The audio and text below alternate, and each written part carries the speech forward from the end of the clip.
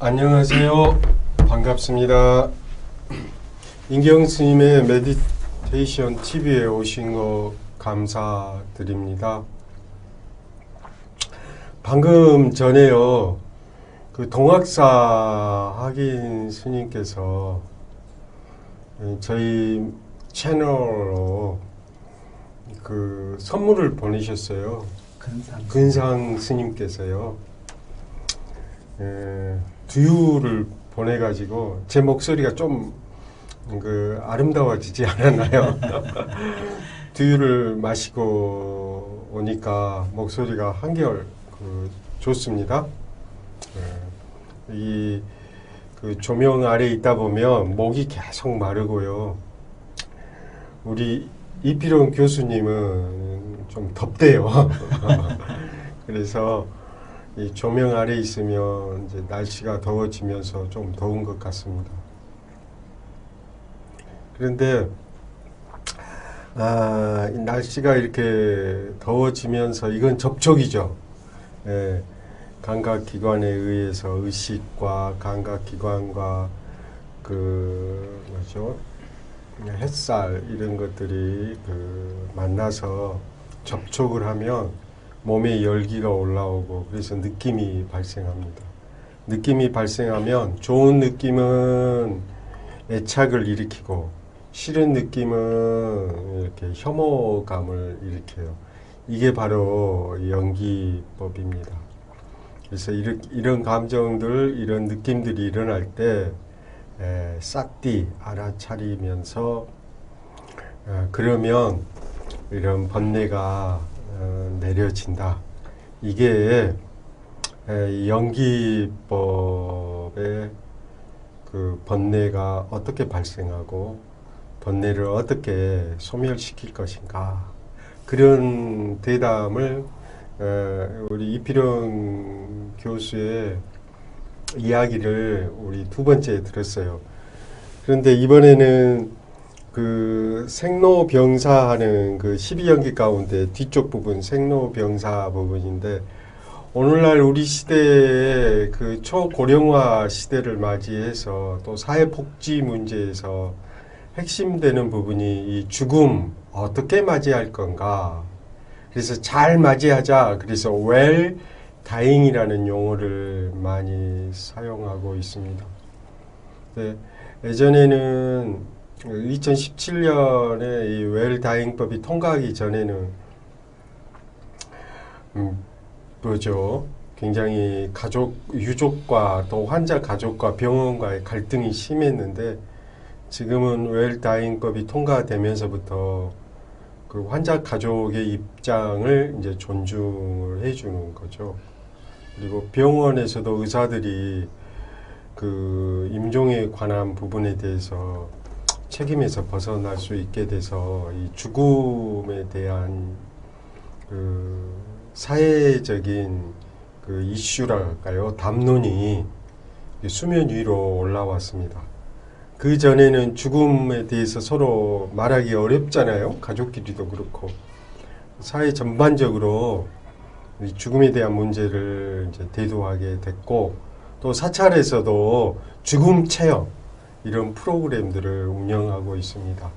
이런 마당에 마치 또 이필용 교수님이 초기 불교에서는 이 죽음, 임종 이런 것에 대해서 어떻게 보는가, 이런 논문을 쓰셨더라고요.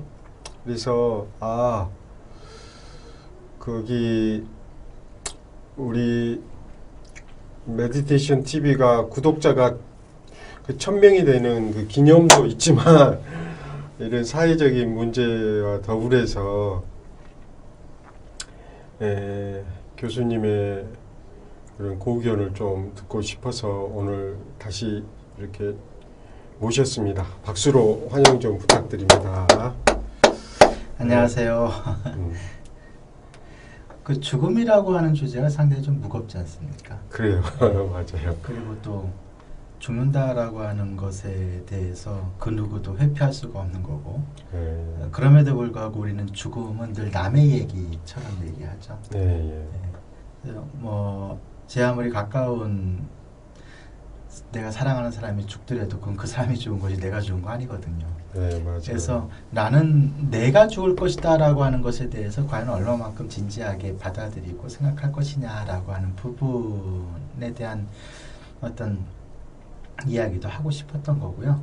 그리고 또 하나는 국제적으로 보게 되면 자살폭탄 테러 같은 것들이 많이 일어나지 않습니까? 아, 예, 예. 예, 종교적인 어떤 명분 속에서 다른 사람의 목숨을 이제 자기 목숨을 통해 가지고 빼앗는 이런 행위들이 발생하는데 과연 그런 것들을 우리가 어떻게 이해하는 것이 좋을 것이냐.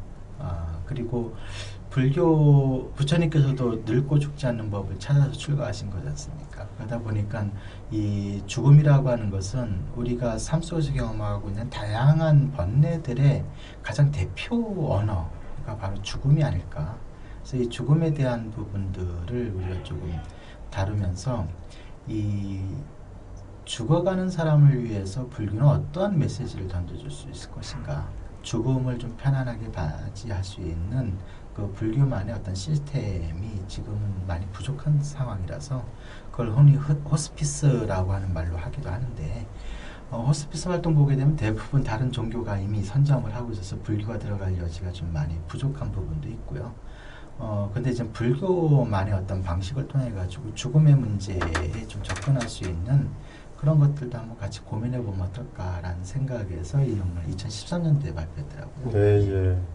이게 2013년도면 그 웰다잉법이 2017년에 국회에서 통과가 됐으니까, 그리고 시행이 됐으니까 뭐 성견 지명이 있네요. 예, 예, 예. 거기 죽음에 대해서 초기 불교는 어떻게 이야기하고 있나요?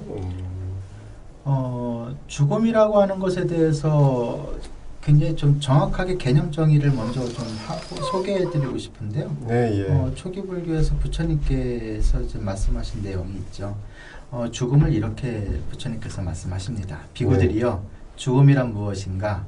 각각의 중생의 불효들로부터 각각의 중생들의 없어짐, 옮겨감, 파괴, 소멸, 죽음, 생명의 끝, 쌓임의 파괴, 신체의 버림, 생명 기능의 단절, 비구들이여 이것을 죽음이라고 한다. 이렇게 말씀을 하고 계십니다. 그러니까 이게 말하자면 우리 신체적인 부분인 거죠. 우리 육체의 어떤 죽음이라고 하는 것을 이렇게 먼저 개념 정의하시고 이러한 것을 기준으로 해서 그러면 우리가 죽음을 어떻게 받아들이고 이해할 것이냐, 이런 부분들이 이제 이어지게 되겠습니다. 그러니까 죽음은 육체의 죽음이다. 그렇게 보는 거죠. 네, 예. 그러면 우리의 그 정신은 죽지 않는다. 근데 그렇게 바로 들어가기는 좀 어려울 것 같고요.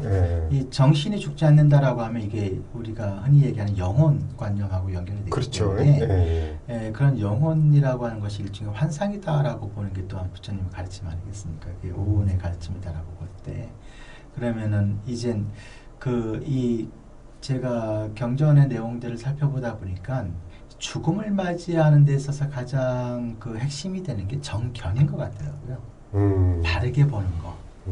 그러면 영가라든가 영혼의 존재, 이런 부분에 대해서 초기 불교 전공자로서 말하기 어렵겠지만 솔직히 좀 이야기 좀 해보면 어때요? 왜냐하면 우리 사찰에서 뭐 영가, 또 천도, 또 영가에 대한 이야기가 나오는데 과연 초기 불교에서 영가의 존재에 대해서 어떻습니까? 그 인도 불교 보게 되면 흔히 영가에 해당되는 말이 바왕가라고 하는 개념이 있는데요. 그 바왕가라고 하는 개념은 이른바 중유라고도 번역이 되고 있고, 근데 초기 경전에서는 이 개념이 안 나옵니다. 그래서 이제 그 뒤에 나오는 개념이다라고 볼 수가 있겠고, 근데 불교에서는 기본적으로 부처님 당시부터 이제 삼계설이라고 해가지고 생명이 존재할 수 있는 다양한 차원들을 이제 그 세 가지 관점에서 이제 설법하고 계신데, 그렇게 본다면은 우리의 삶이라고 하는 것이 주체가 없이도 충분히 그 연속선상에서 우리의 삶을 이해해 볼 수는 있을 것 같습니다. 그래서 그것을 영혼이라고 부르든 뭐라고 부르든 그것은 이제 개념의 문제이기 때문에 상관은 없는데 그런 귀신이 있다, 없다라고 하는 어떤 부분을 단적으로 얘기하는 것은 의미가 없을 것 같고요. 그래서 부처님께서도 신이 있느냐 없느냐 이거 갖고 아무리 싸워본들 합리적인 결론에 도달할 수도 없고 그것이 현재 내가 겪고 있는 고통의 문제를 해결해 주지도 못한다. 그렇기 때문에 우리가 논의해야 될 부분들은 우리가 겪고 있는 고통의 문제에 집중을 해서 그것을 해결하는데 우리가 주의를 기울이는 것이 보다 더 합리적이고 현실적인 부분이 아니겠느냐. 그리고 이것을 온전히 이해한다면 그런 부분은 저절로 알게 된다.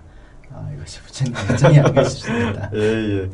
그 14무기에서 예. 말룬기아 존자가 예. 그 이제 영혼의 문제를 이야기했죠. 예. 그래서 영혼이 있다든가 또 신이 있다든가 이런 문제는 우리를 말만 있을 뿐이고 의혹만 더할 뿐이고 예. 끝까지 밝힐 수가 없어서 그러니까 독화살 비유처럼 먼저 나의 번뇌의 소멸이 최우선시 된다. 예.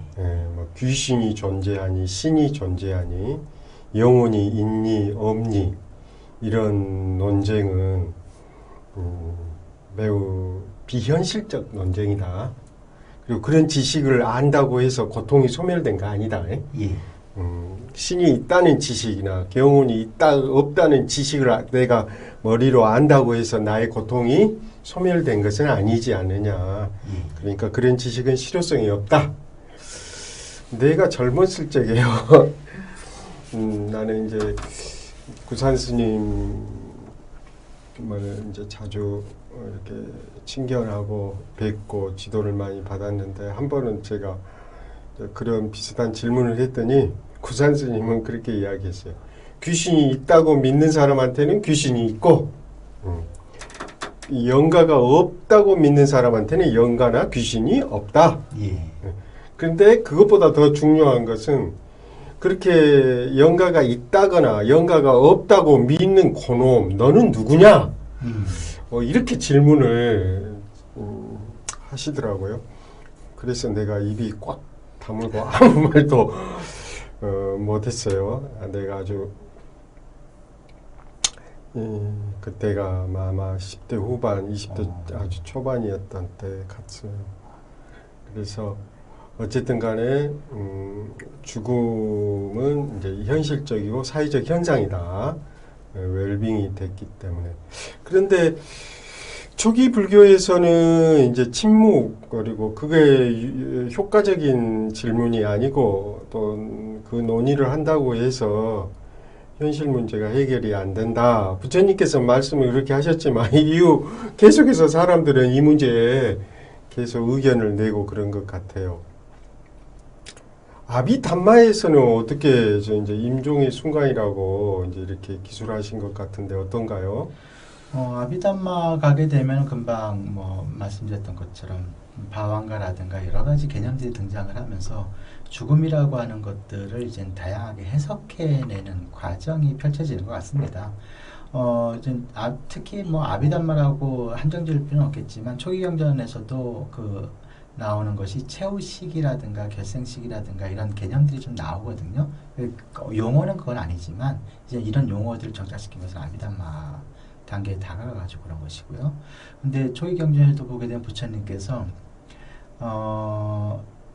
선하게 산 사람도 악처에 태어날 수가 있고 악하게 산 사람도 선처에 태어날 수가 있다.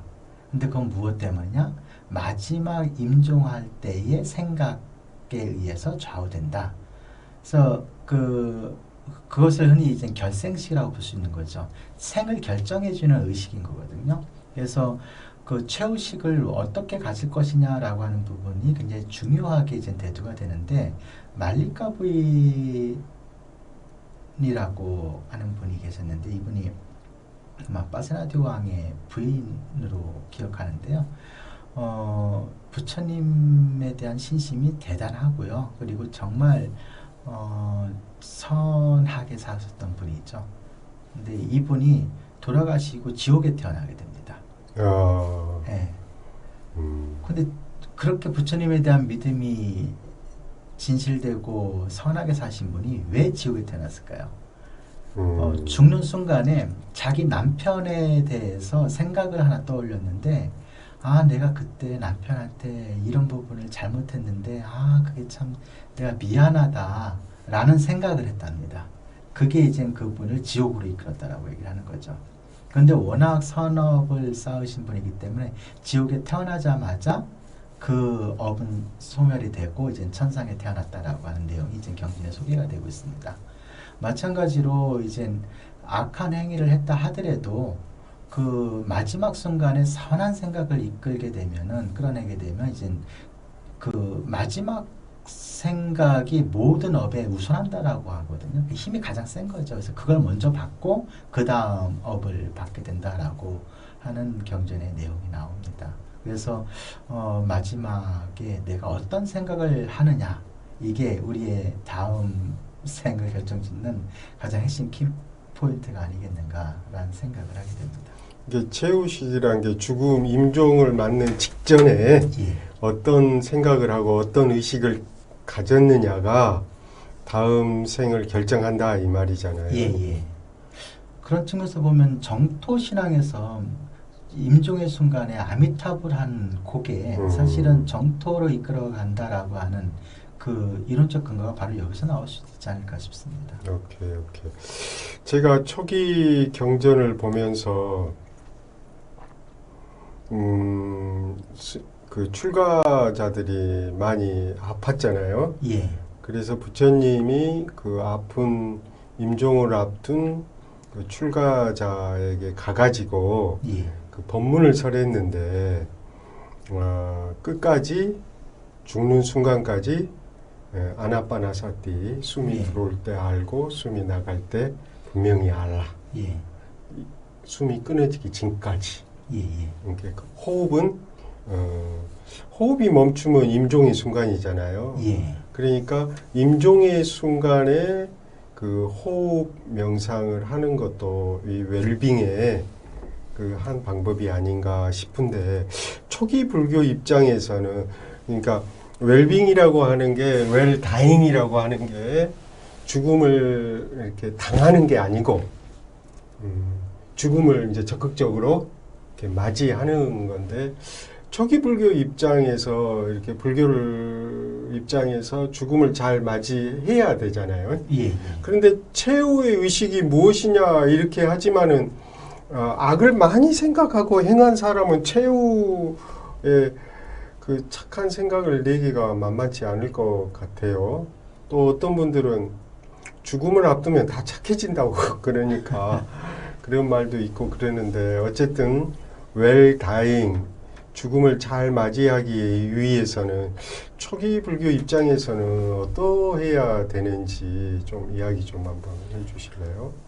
정견이라고 하는 부분이 그래서 이제 강조가 되게 되는데요. 네. 정견은 팔정도의 첫 번째 덕목이기도 하죠. 예. 그래서 바르게 본다라고 하는데 쌈마디띠, 근데 도대체 무엇이 바르게 보는 것이냐라고 했을 때, 이 바르게 본다라고 하는 것을 이제 다양하게 해석할 수가 있는데요.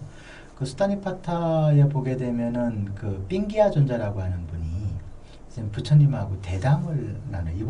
이분은 원래 바라문 존자였거든요. 예. 그러다 이제 16명의 바라문이 부처님하고 이제 이른바 끝장 토론을 하고 있는데, 그 과정에서 이 삥기아 존자가 부처님한테 마지막에 이렇게 이 얘기를 합니다. 저 삥기아는 이제 부처님 곁을 떠나서는 한시도 살 수가 없습니다. 부처님의 진실한 제자로서 부처님 곁에서 살고 싶습니다. 오케이. 저는 이걸 정견이라고 이해를 했거든요. 예. 부처님의 가르침에 대해서 올바르게 받아들이고 이해하고 실천하는 것, 이제 정견인 거죠. 이 정견을 갖게 되면은 이젠 우리가 삶 속에서 경험하는 다양한 문제들, 죽음이라고 하는 것조차도 사실은 우리가 그 그것에서조차도 가장 자유로울 수 있는 그러한 길을 거서 우리가 찾을 수 있지 않을까 싶습니다. 이제 바른 정겸 바르게 보는 거, 예. 또 바르게 이제 사유하는 거, 예, 예. 네. 그것이 죽음을 잘 받아들이는 길이다. 예. 죽음을 잘 받아들이는 사람들은 바른 그 견해들을 갖고 있다. 예. 그러니까 우리는 죽음에 대해서 환상을 갖고 있는 거라고 볼 수가 있거든요. 그러니까 죽음은 경험될 수 있는 부분이 아니기 때문에 죽음이 이렇다 저렇다라고 하는 말만 있는 것이지 실제 그것이 어떤지에 대해서는 우리는 아무도 모르지 않습니까? 그러니까 죽음을 알지도 못하면서 죽음은 이렇다라고 하는 것을 설정해 놓고 그것에 대해서 두려운 마음을 갖게 되면은 죽음이라고 하는 것은 내가 이젠 당하고 싶지 않은 어떠한 것, 그래서 회피하고 싶은 것, 어떤 방식으로 그렇죠, 절대자에게 의지해서라도 이 부분을 해결하고 싶은 거, 이런 식으로 이제 인식을 하게 되게 되는 것이죠. 그래서 죽음의 순간을 보게 되면은 경제에서 나오지만 사람들이 굉장히 혼란스러워하고 힘들어한다라고 하는 부분들도 나오거든요. 오케이. 예, 죽음에 압도당하게 되면은 우리가 올바른 생각을 한다. 아까 스님께서 말씀하셨듯이 평생 나쁘게 산 사람이 좋은 생각할 수 있겠느냐라고 말씀하셨는데 안 되는 거거든요, 사실은. 예. 그래서 이것도 생각도 하나의 훈련이라고 본다면은 평소에 내가 올바른 견해를 가지고 올바른 믿음을 갖는 것을 생활화하는 사람만이 마지막 순간에 올바른 견해를 잃지 않고 죽음을 맞이할 수 있지 않을까. 그렇다면 이제 죽음에 대한 환상이 없는 사람에게는 죽음이라고 하는 두려움도 없지 않겠는가. 그렇다면 이제 죽음이 그에게는 문제가 되지 않을 것 같다. 이렇게 우리가 결론을 내릴 수도 있지 않을까 싶습니다. 오케이. 그러니까 죽음을 미리 경험해 볼 수는 없고 그러다 보니까 온갖 상상이라든가 온갖 두려움, 온갖 그런 그 공포에 가까운 것이 있어서 그런 부분은 바른 견해를 통해서 극복할 수 있다. 그리고 두 번째는 이제 최후 순간에 만약에 그 아까 말씀하신 것처럼 호흡에 집중하라. 근데 평소에 호흡에 집중하지 않는 사람이 집중할 수가 없는 것처럼 그러니까 죽음을 잘 맞이하기 위해서는 충분하게 평소에 잘 그 수행을 해 오시면 좋겠다. 이제 이런 의견인데 그러다 보니까 떠오른 생각이 있어요. 어떤 분이 자기 아버님이 돌아가셨는데 그 다락방에 올라가 봤더니 상자들이 많이 있더라는 거예요. 예. 그래서 평소에 아버님이 왜 다락방을 저리 자주 가나. 근데 다락방에 가서 상자를 열어보니까 그 많은 노트들이 쌓여 있대요. 가득가득. 그래서 노트를 보니까 사경이 그 노트가 있다는 거예요.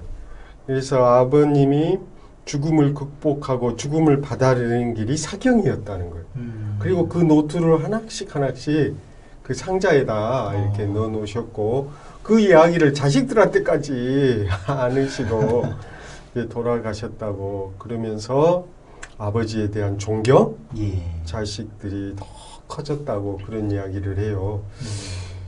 또 이 초기 불교에서 또 죽음을 이렇게 적극적으로 이렇게 도망가는 게 아니고 맞이하는 방법이 또 없을까요?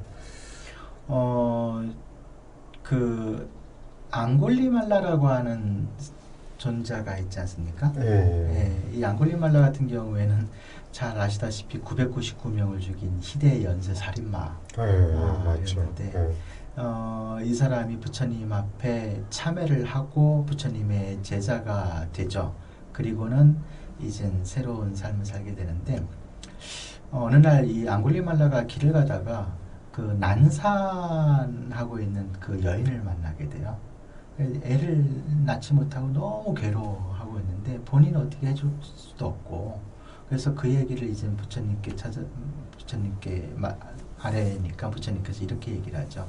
그대가 가서 이렇게 얘기하거라. 나는 태어난 이래 한 번도 고의적으로 생명을 해친 적이 없습니다. 그러니 여인이요 편안하게 순산하소서. 그렇게 얘기를 하면은 그 여인이 편안하게 순산할 것이다. 그러니까 앙굴리말라가 아무리 생각해봐도 그건 아니거든요. 999명을 죽였는데 태어난 일에 한 명도 안 죽였다니 부처님 그건 사실이 아니지 않습니까?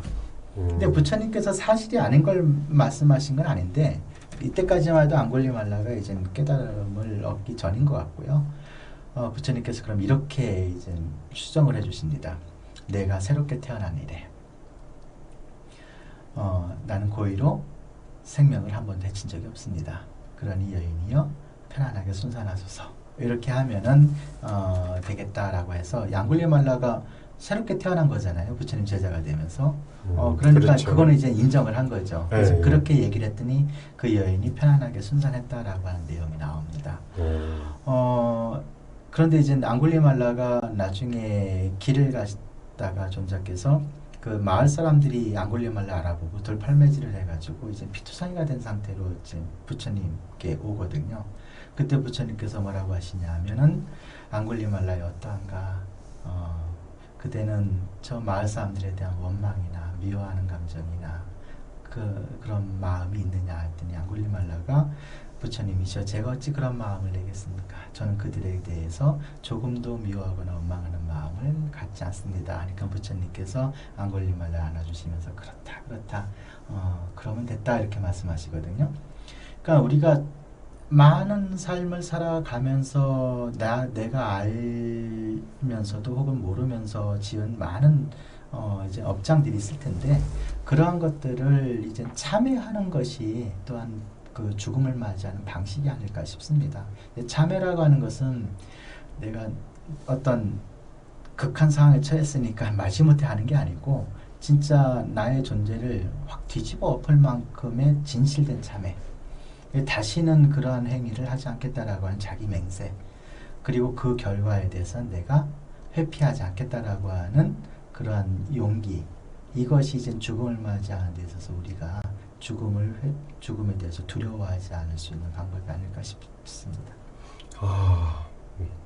참 좋은 아주 앙굴리말라 그 사례를 들어서 이야기해 주니까 확 이해가 되네요.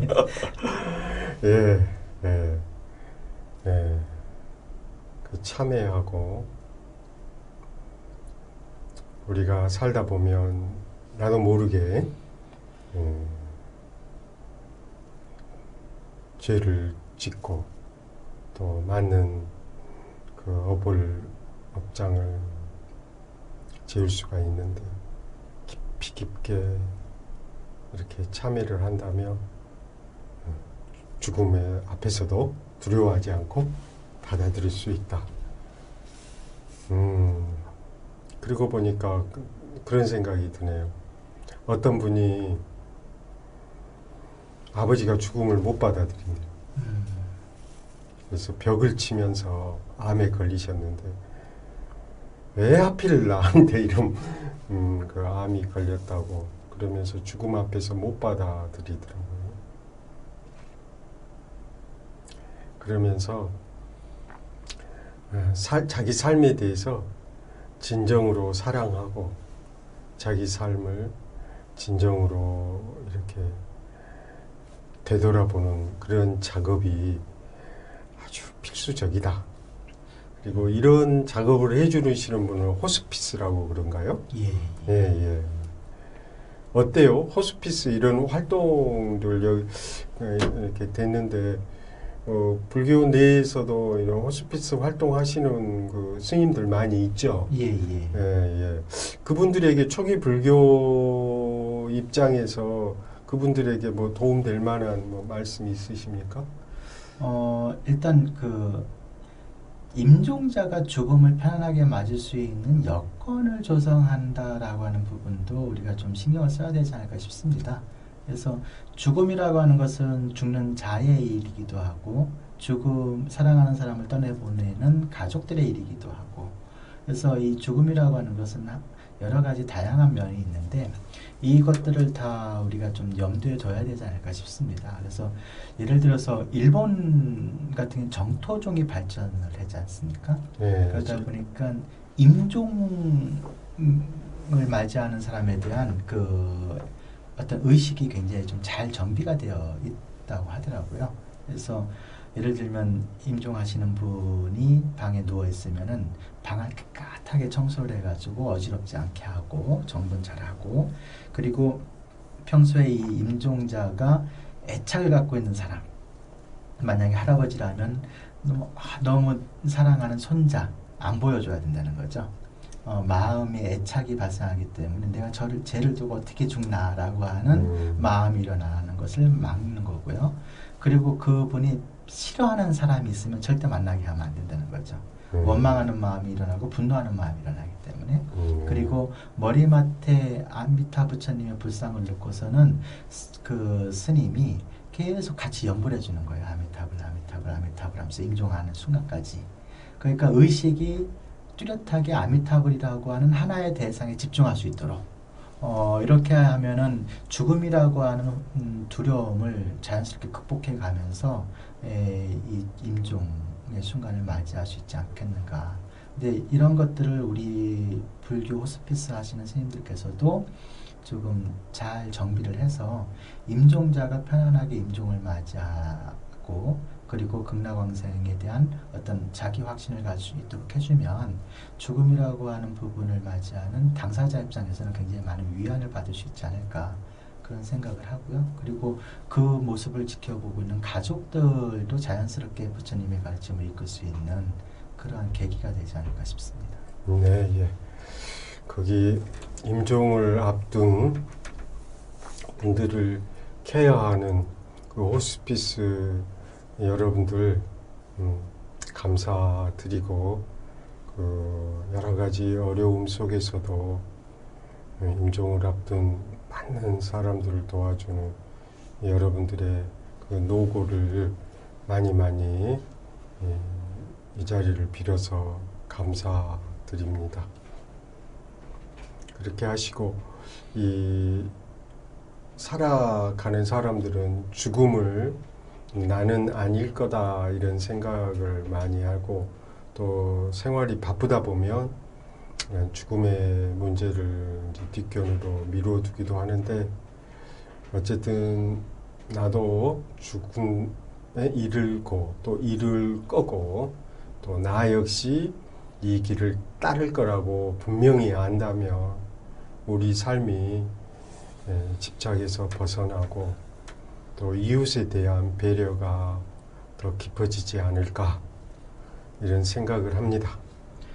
그 초기 경전에 보게 되면은 빠세나디 왕, 아까 잠깐 말씀드렸는데, 그 빠세나디 왕에게 부처님께서 이제 질문을 할 때 사랑하는 사람에게 어떻게 하는 것이 올바른 행동이냐라고 하는 질문을 하시거든요.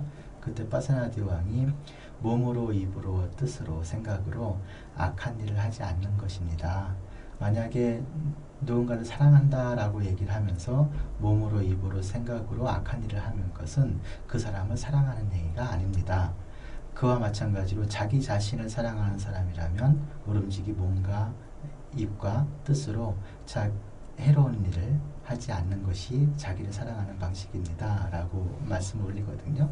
그때 부처님께서 우리가 죽을 때 가져갈 게 공덕과 죄의 업뿐이 없다.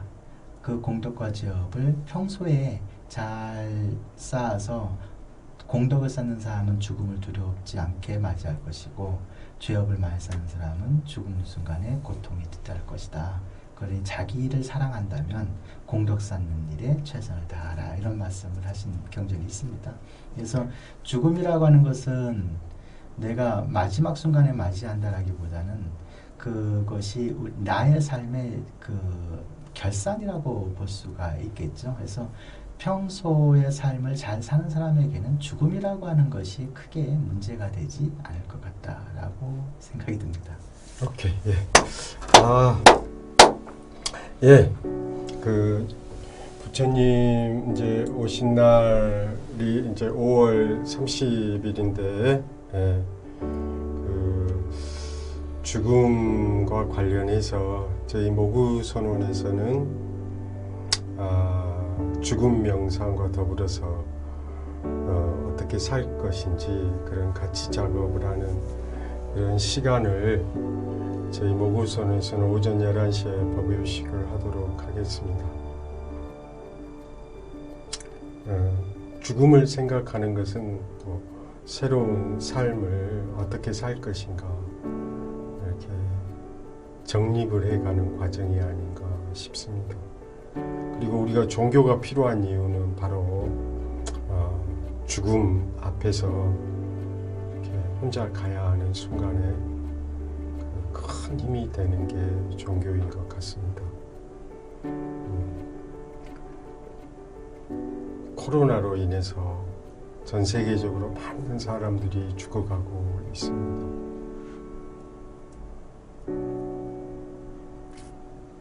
그분들의 그 고통을 함께 기도하고 또 내 이웃들이 행복하시기를 기도하면서 또 현실 속에서 사띠 알아차림 명상을 실천하면서 멋진 하루가 되시길 바랍니다. 이걸로 초기 불교를 중심으로 이필용 교수님과 함께 했습니다. 함께한 여러분들 감사드립니다. 감사합니다. 즐거운 시간 행복하십시오. 되세요. 네.